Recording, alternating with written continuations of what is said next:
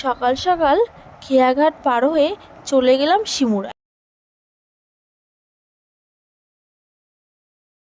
গ্রামের রাস্তাঘাট পার করে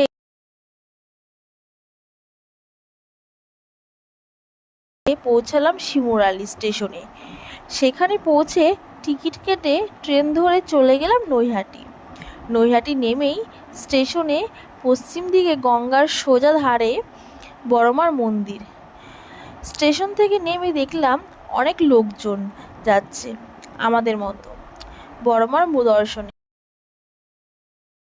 তারপর একটা দোকান থেকে ডালা নিয়ে চলে গেলাম সোজা লাইনে দাঁড়াতে।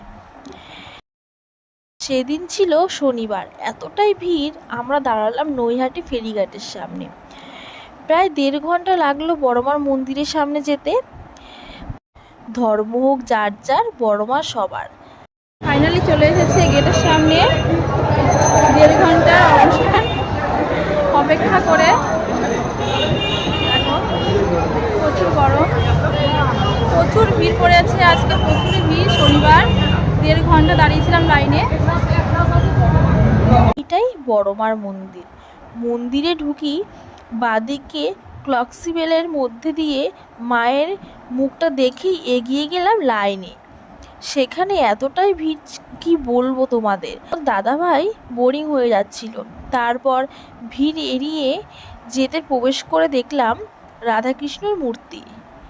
তারপরেই আমাদের বড়মা আছেন। তাকে দেখার পর এতটাই ক্লান্তি কষ্ট সব যেন দূর হয়ে গেল। সেখানে পুজো দিতে গিয়েও এতটাই ভিড় আর ঠেলাঠেলি, পুজো দিয়ে যেমন তেমনভাবে বেরিয়ে ডালা নিয়ে বেরিয়ে এলাম বাইরে এসে আমরা সেখানেই একটা হোটেলে খাবার খেয়ে নিলাম। খাবার খাওয়ার পর আমরা স্টেশনের দিকে রওনা দিলাম। স্টেশনে বসার কিছুক্ষণ পরেই এলো বৃষ্টি। তারপর ট্রেন ধরে চলে এলাম শিমুরালি। সেখান থেকে বাইকে করে বাড়ির দিকে রওনা দিলাম।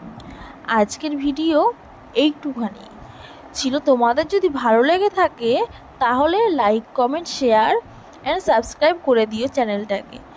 দেখা হচ্ছে পরের ভিডিওতে।